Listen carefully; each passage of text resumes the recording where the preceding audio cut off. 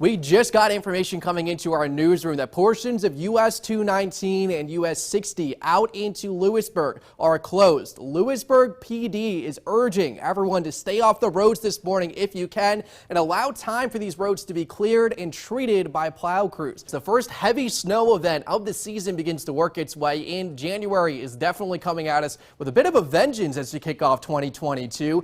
I gotta tell you, Bluefield is definitely taking a big brunt of this. You can see near whiteout conditions this morning as heavy snow continues to fall. As the system kind of pivots, we're almost right on the pivot point of this outer band, and that's going to keep these eastern counties and some of these southern counties here in some of the heaviest snow where they have been most of this morning. Don't slam on your brakes. That's how a lot of people end up sliding and skidding.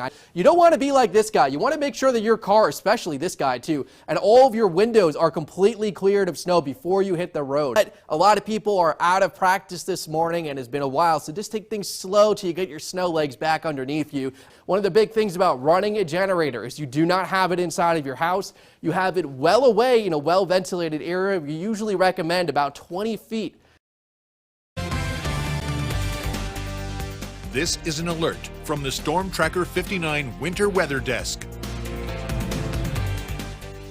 Good morning, everybody. We have activated our winter weather desk as the first major snowstorm of the season is now upon us. Winter storm warnings remain in effect for most of our counties until later on this morning. Same thing with our winter weather advisory. So these all go to about 11 a.m. to about noon here, and they'll all start to drop off a little bit later on in the morning once we see some of this snow begin to move its way out. But for right now, we are definitely seeing some heavy snow across parts of our area, and that is going to be impacting your travel pretty much all the way across the board. You can see these road temperatures now back below freezing almost across the entire area. We have some minor accumulations mainly in the grass here. Roads are treated pretty well up towards Beckley, particularly those main ones. But you can see just kind of how heavily the snow is falling out here towards parts of Bluefield this morning, where you can see some of that fuzziness on the camera reducing visibility. And then, of course, these gigantic flakes that we're finally seeing out here towards Lewisburg.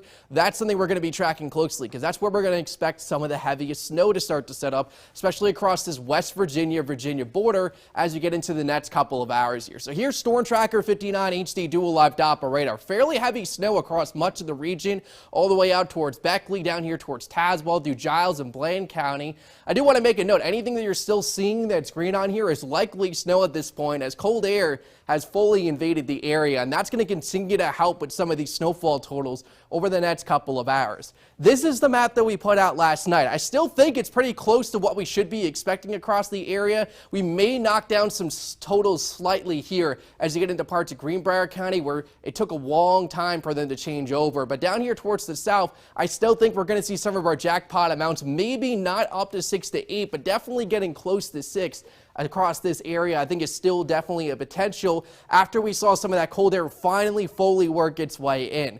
We're going to start predictor out at about 7 a.m. Pretty much what you're seeing here is what we're going to be seeing between about 5 and 6 a.m. as well. And then as we get through the morning hours here, we're going to start to see this pull out towards the east. We'll notice temperatures stay pretty chilly all day long. So even after the snow moves out towards the mid-morning hours, we're still going to see these northwest winds, and it's still going to be quite cold as we head overnight. We'll probably top out into the upper 20s and the low 30s. But overnight temperatures, as these winds continue to be fairly strong here, and really once you get into the teens, all it takes is a slight breeze to make things feel much colder than it actually is out there. That'll be what we're dealing with overnight. Dangerous wind chills into tomorrow morning. Temperatures themselves will already be back into just the teens across much of the area, and it's likely going to feel much more like the single digits as you get into early Tuesday morning. At least by the afternoon, with sunshine and a bit more of a southerly component to our winds, we are going to see things begin to warm up. But here's that wind chill overnight. You see we get back down to the single digits across Beckley, likely across some of our higher elevations. We could even be seeing some negative feels-like temperatures. So being very careful tonight, making sure your pets are indoors is going to be very important, because that's one of the things you really need to think about, is that everyone is staying safe.